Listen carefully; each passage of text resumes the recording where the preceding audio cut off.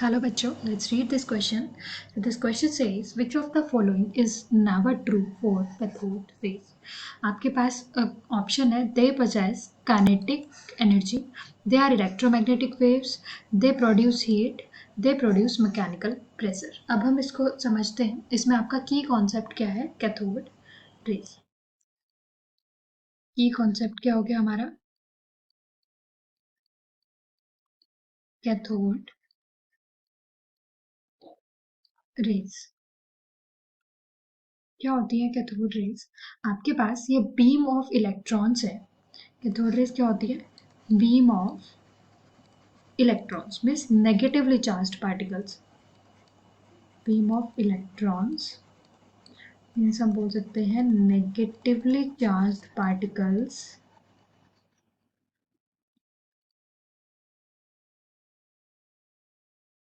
जो ट्रैवल करती हैं कैथोड से. कैथोड मीन्स जो नेगेटिव चार्ज रोड है आपकी उससे एनोड की तरफ जो पॉजिटिव चार्ज रोड है उसकी तरफ. ठीक है, ये आपका कैथोड रेज होती हैं. अब हम इसकी प्रॉपर्टी समझ लेते हैं, उसके बाद हम डिसाइड करेंगे कि कौन सा ऑप्शन हमारा सही है और कौन सा नहीं है. पहला आपके पास है काइनेटिक एनर्जी.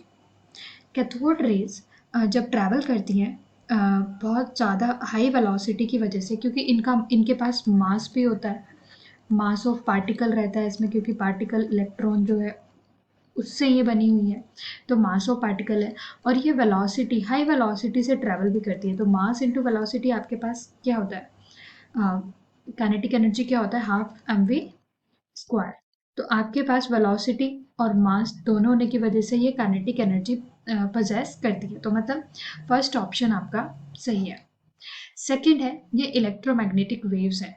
जो आपके पास कैथोड रेज होती हैं वो सिर्फ पार्टिकल से मिलके बनी होती है, मतलब ओनली इलेक्ट्रॉन से मिलके बनी होती है, इसलिए वो इलेक्ट्रोमैग्नेटिक टाइप की वेव्स नहीं होती है. आपके पास ओनली पार्टिकल मतलब इलेक्ट्रॉन से मिलके बनी हुई वेव्स हैं, तो वो इलेक्ट्रोमैग्नेटिक वेव्स नहीं होती हैं. तो सेकंड वाला ऑप्शन आपका गलत हो जाता है. थर्ड ऑप्शन हम देखते हैं दे प्रोड्यूस हीट, कि क्या वो हीट प्रोड्यूस करती हैं.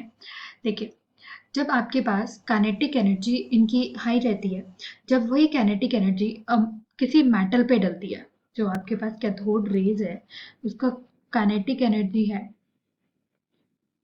जब इन रेज को आप किसी मेटल पे डालते हैं तो जो इसकी काइनेटिक एनर्जी है वो किस में चेंज हो जाती है हीट एनर्जी में. दैट मीन्स ये आपके पास हीट एनर्जी जनरेट करती है, हीट प्रोड्यूस करती है.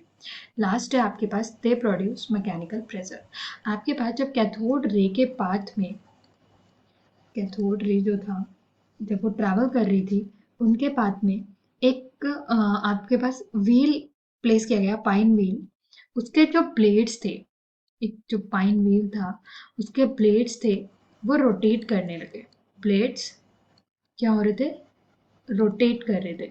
ब्लेड्स किस लिए रोटेट कर सकते हैं आपके पास, क्योंकि जो ब्लेड है वो मोशन में किस लिए आएंगे, जो आपके पास कैथोड रेज है वो क्या प्रेशर एक फोर्स एक्सर्ट कर रही होंगी,